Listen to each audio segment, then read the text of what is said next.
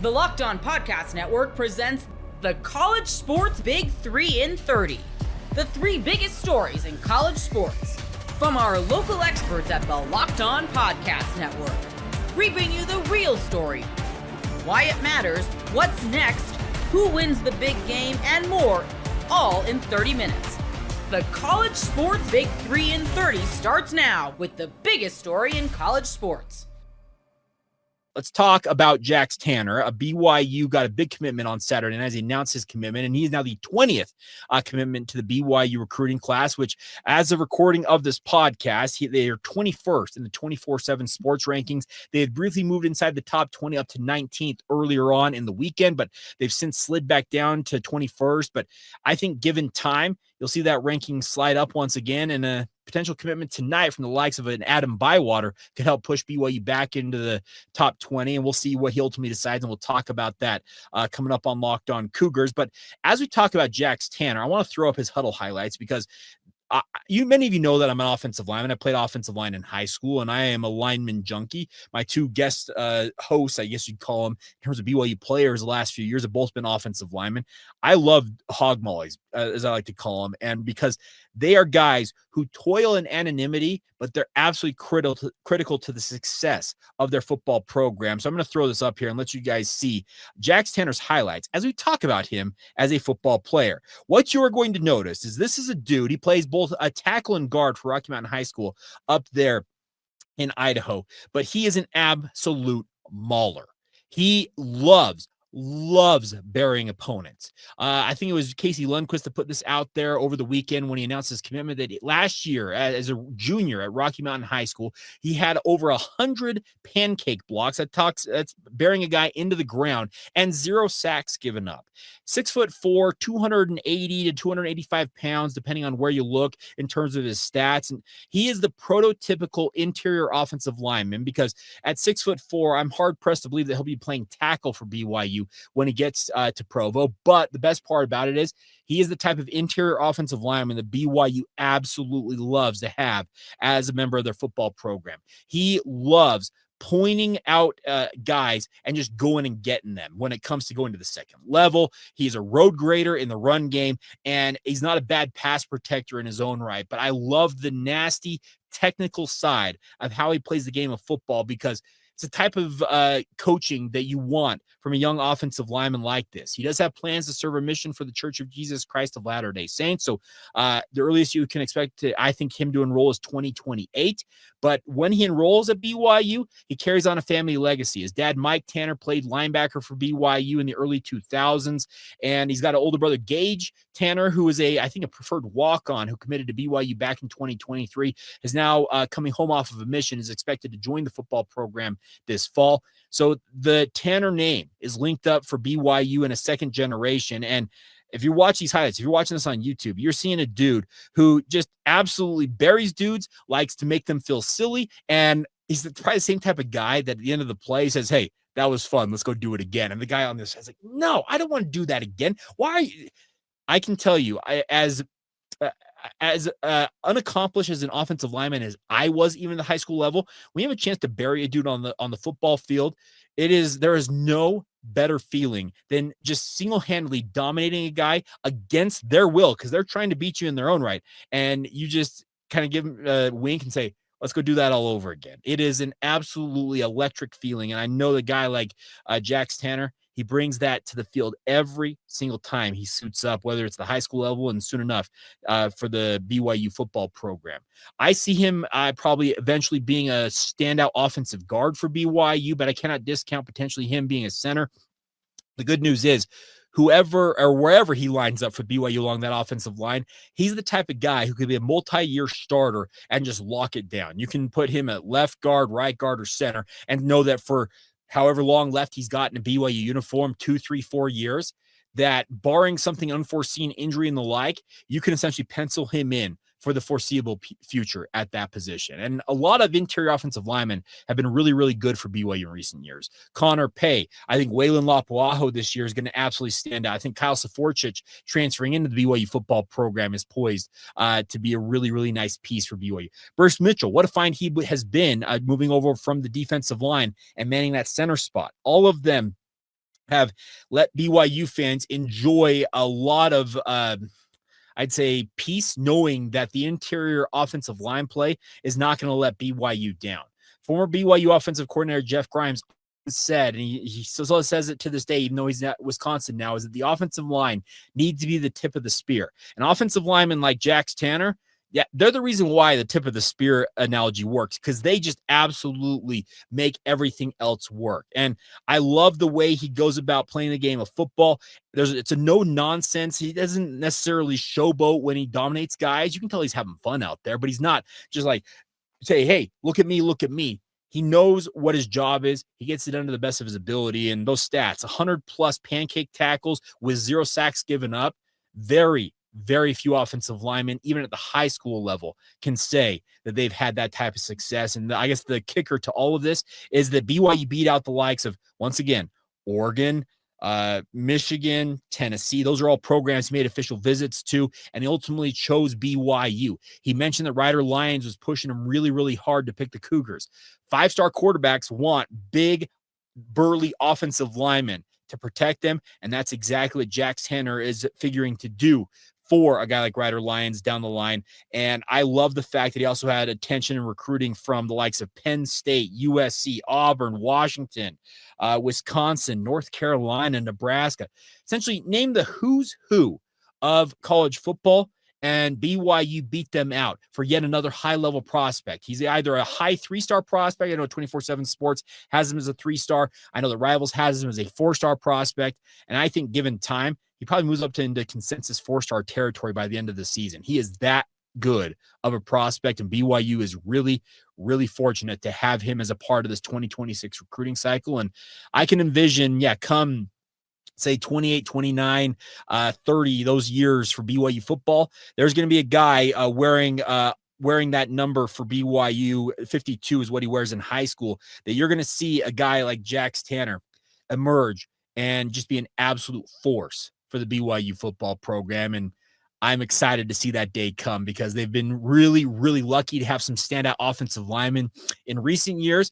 But the future, it looks extremely bright for Jax Tanner and the rest of the BYU football program, with him joining an already stellar, and I think quite literally the best recruiting class in BYU football history. Now, they obviously have to go prove it on the field, but the star rating system, this is the best BYU's ever done, and it feels like it's still got a ways to go, because once again, tonight, a guy like Adam Bywater could add his name to that list, and we'll see where that all shakes out. Have you ever decided at the last minute to head to a ball game with friends or family? Maybe it's game day and you suddenly realize you want to be in the stands. That's exactly where Gametime comes in. It's the easiest way to grab last-minute tickets without the stress.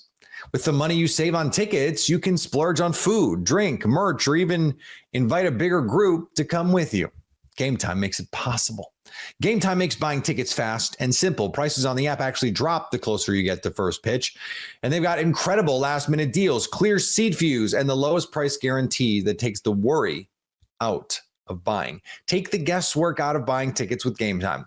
Download the Gametime app, create an account, and use code LOCKEDON for $20 off your first purchase. Terms apply. Again, create an account and redeem code LOCKEDON for $20 off. Download the Gametime app today. Last-minute tickets, the lowest price guaranteed. You are Locked On Gators, your daily podcast on the Florida Gators. The Florida Gators 2026 recruiting class right now, like you look at the top of it, right? And I'm going to look at 24/7 here just because I think that their format is a bit easier there. But top ranked players, CJ Brunoff, Florida. Kendall Gervil, Florida. KJ Ford, Texas, bit west, right? Marquez Daniel, Alabama, southeast. Hezzy Kent, Georgia, southeast. Justin Williams, Florida. Malik Morris, Florida. Will Griffin, Florida. Jaraylon McCoy, Mississippi, which is like just in the SEC, still in the southeast, but it's like a little west-ish, but still southeast. Carson Baker, Georgia, southeast. Tyler Chukiam, Georgia, southeast. Chancellor Campbell, Florida. CJ Hester, Florida. Caden Hall, Florida. Kekua Amua is Hawaiian, but IMG. Janari Carr, Florida. Javari Lucas, Florida. Desmond Green, South Carolina, southeast. Like that's what they're doing. And this I think is more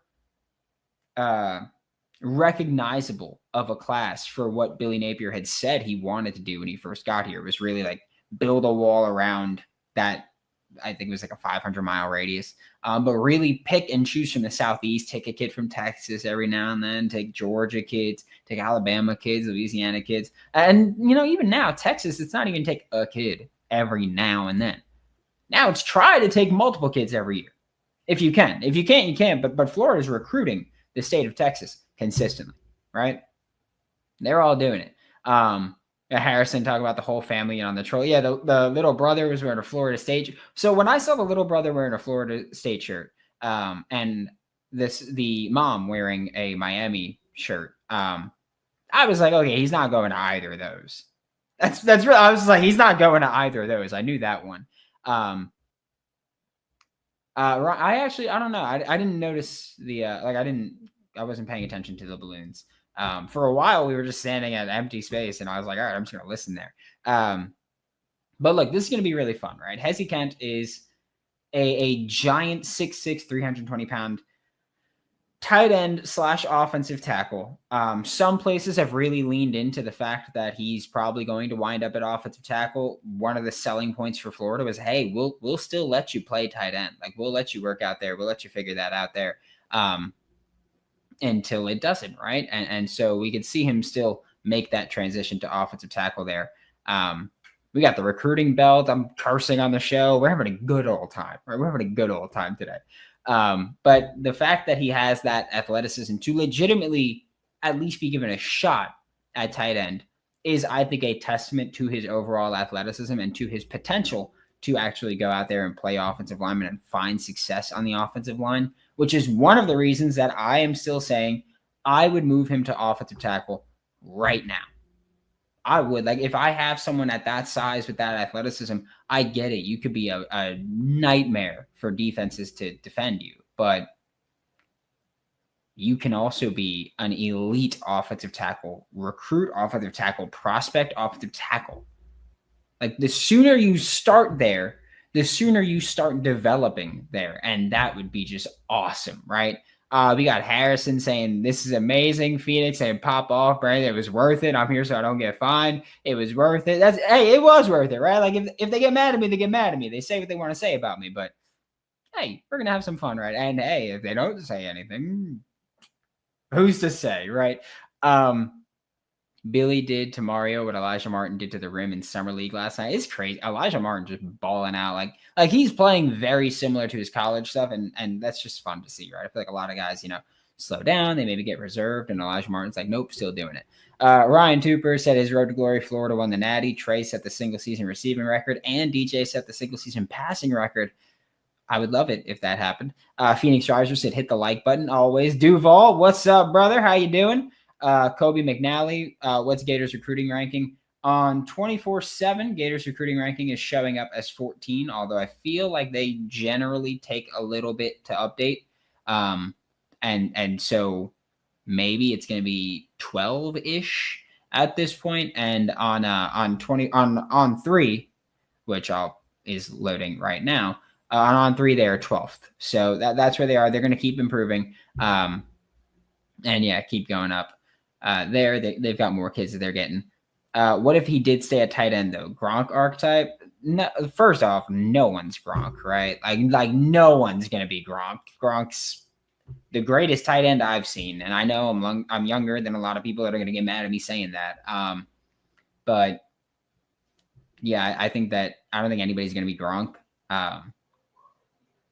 But I do think that you could have that kind of dominant guy where it's like, yeah, he's a tremendous blocker that's basically another offensive lineman. And especially in the red zone, he's going to be a killer. And especially on third down, he's going to be a killer.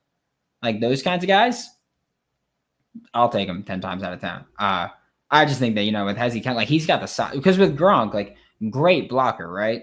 But he was an offensive tackle size. Like he was arguably for a long while the best blocking tight end in the entire NFL. But he wasn't offensive tackle size. He couldn't go out there and play offensive tackle. Hezzy Kent is offensive tackle size and still moves really damn well. And so you can get him out there doing that and working there. Edward Williams, get out of here. I didn't even see Edward Williams say anything. Must have glossed over the negativity with these positivity glasses that I got on. Let's try and throw that out there. Positivity glasses, person on the show. We're going to have a good time, right? We're going to have a good time this whole season, really. I see a lot of short yardage, first down completions with him. Yeah, and here's the thing, too. Hezzy Kent has run the football before. Like, you could J.J. Pegwis that, which is what Ole Miss did with their defensive linemen. That got stuffed a bunch of times against Florida, but never against anybody else. Interesting how that happened. Interesting.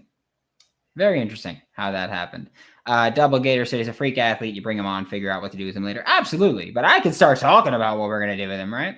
I can start saying what I would do with him if I had to say. It would be to play him at the more valuable position. That's honestly, that's what it comes down to for me a lot, is that you have someone that can play both. Why not play him at the more valuable position, right? Just makes sense to me there.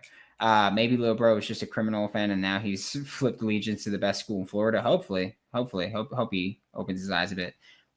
They camp it out the fire that Billy Napier's cooking with. Preach it, my brother. Exactly. Double. Yeah, look, this is an awesome day. The Florida Gators landed a commitment from a physical freak, an anomaly. That's it. What was it Scott Steiner used to say? Just a genetically freak or genetic freak. Just he's a monster, right? And that's what you have. You have someone that you can't find in every class. I'd play him at tackle. I think that's the best spot. I know that he wants to play tight end. Everybody wants to play a role where they get to catch more passes, so I get it. But I'd still take him at tackle preferably, but I'd take him regardless in this class because I think he can be very good at both. But a very good tackle is worth way more than a very good tight end. Ever wish managing your money felt easier? With Monarch Money, it can. Whether you're growing your savings or planning a big purchase, Monarch puts you in the driver's seat. It's like having your own personal CFO, giving you full visibility and control over your finances. Monarch Money is more than a budgeting app. It's a complete financial command center. You can track all your accounts, investments, and spending in one place. So in addition to managing your money, you're also building wealth. Take control of your finances with Monarch Money. Use code LOCKEDONNFL at monarchmoney.com for 50% off your first year. That's monarchmoney.com, code LOCKEDONNFL for half off your first year. Look, they're saving you money already. Greg Sankey kicks off things here at SEC Media Days. You are Locked On Auburn, your daily podcast on the Auburn Tigers. Greg Sankey just wrapped up his opening statements. And Daryl, I don't know, it felt a little different than it has in previous years. Normally he gives us something. I mean, normally there's some sort of announcement, even if it's where SEC Media Days is the following year, there's normally something. He shied away from a lot of questions about the schedule. He was very vague when asked about, the college football playoff. He did give us a little bit of hints there, possibly, but to me, I do think the biggest thing was there's still questions when it comes to rev share. He says, hey, we're meeting with our teams, but as far as his opinion on it, he was asked multiple times about his opinion, and it didn't really seem like he was interested in giving one. He didn't give us much at all. I think the comment, just using catchy phrases and, monikers about, it's a marathon, you don't leave halfway through the marathon, does not answer some of the questions that we were looking to see addressed. Yeah. Obviously, schedule, that's something that's going to come up every time until it's fixed. He was asked, okay, do you want this to be a 2-year fix, whatever you guys come up with for the 2026 season, then ultimately the 2027 season, or do you want it to be a model that is set for the foreseeable future?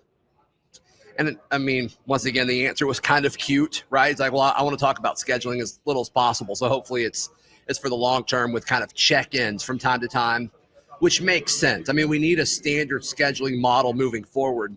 But he did talk up the strength of schedule for the SEC, which has been a big proponent in favor of 8, which I understand why coaches would want that. And he also mentioned that a lot of teams played a Power 4 opponent.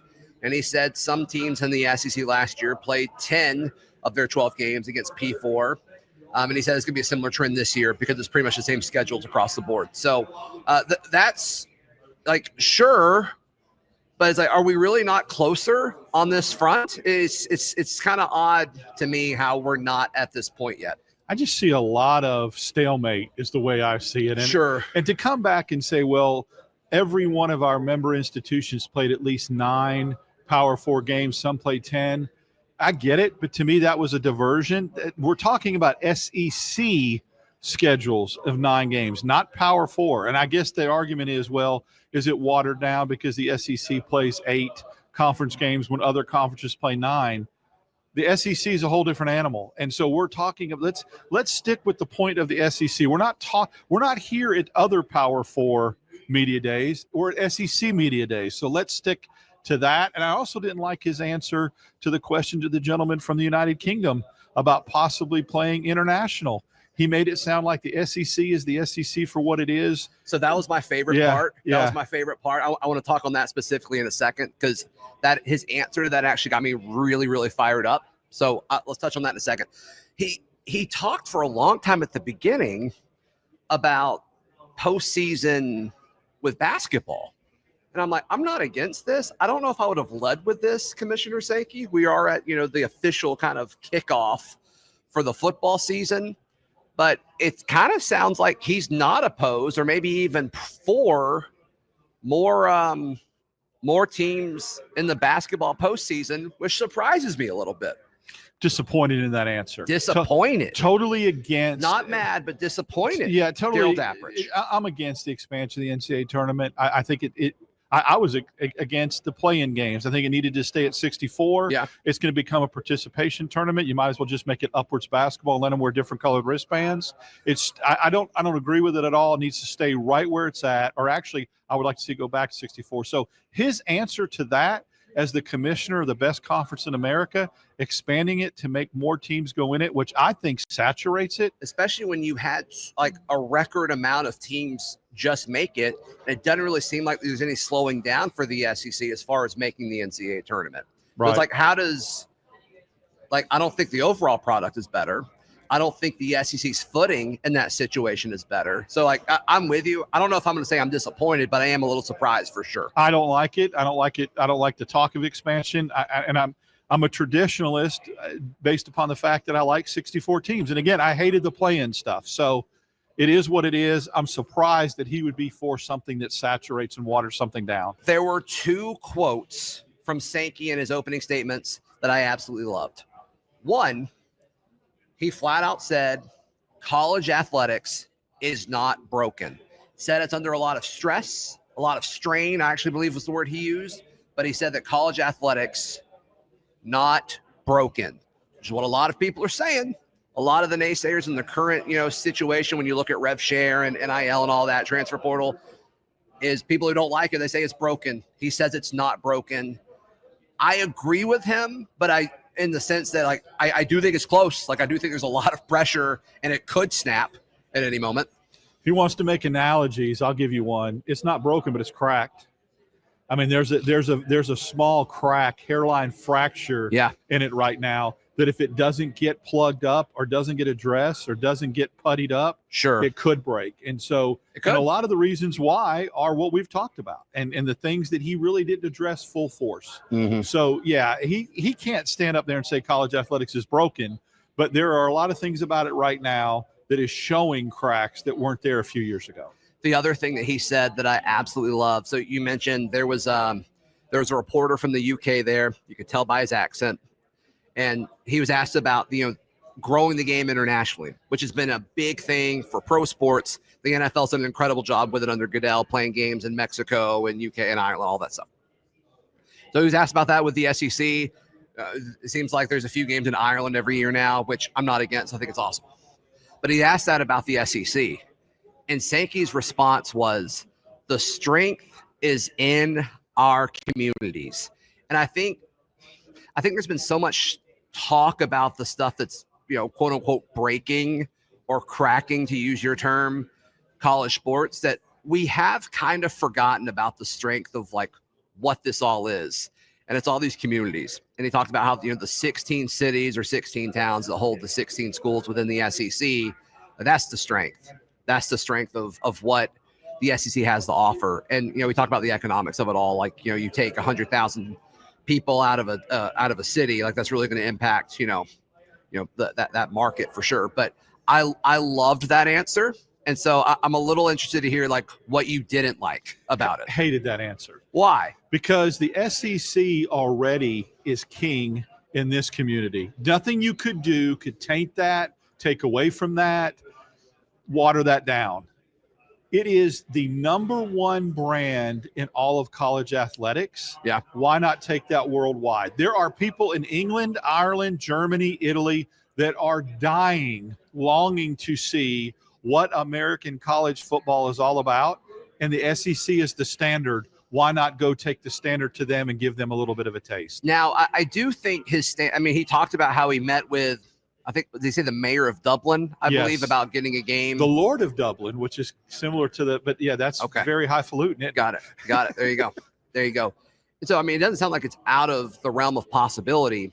I just think based off the way he answered that, you're not going to remove a home game from that. And so, like, would it make more sense for, I don't think you're going to see anything in conference where that happens. I think it would have to be somebody doing their, kickoff game, whatever, like, for some reason, Auburn and Baylor or a neutral site game, or maybe like when Auburn played Oregon to open the season off, or Washington, would that make sense to be played in Dublin or Germany or something like that? Like maybe. But the way he answered that is like, we're not taking away from our conference play. That's essentially what I heard. No one's asking him to. I think you've just cracked the code. Just having You're saying crack a lot today. Yes. Just have a strong SEC representative in one of those kickoff games. Sure. If you're going to play in Arlington, or you're going to play in Atlanta in the Peach Bowl Classic, or some of these others that were played, just play one of those. Notre Dame and Florida State just did it last year? Yeah. Why not make one of those schools an SEC school, a Georgia, an Alabama, an Auburn, Texas, someone like that has some brand. Let them play over there, and let somebody that never has an opportunity to see them see them. That's all I'm saying. Anything else he said that we need to touch on before we wrap up this reaction? Very intrigued by the fact that he speaks to the Big Ten commissioner 4 to 5 times a week. That's a lot. Sure. And that basically it's talking about the college football expansion. But if that doesn't work, he's very happy with 12 as it is right now. Sounds like he prefers 12. Yes.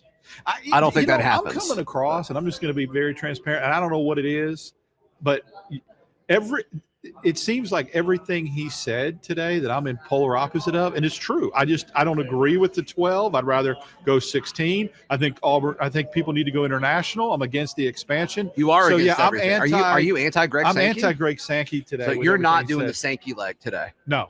Okay. No, I am not doing the Sankey leg. Okay. Yeah. Got it.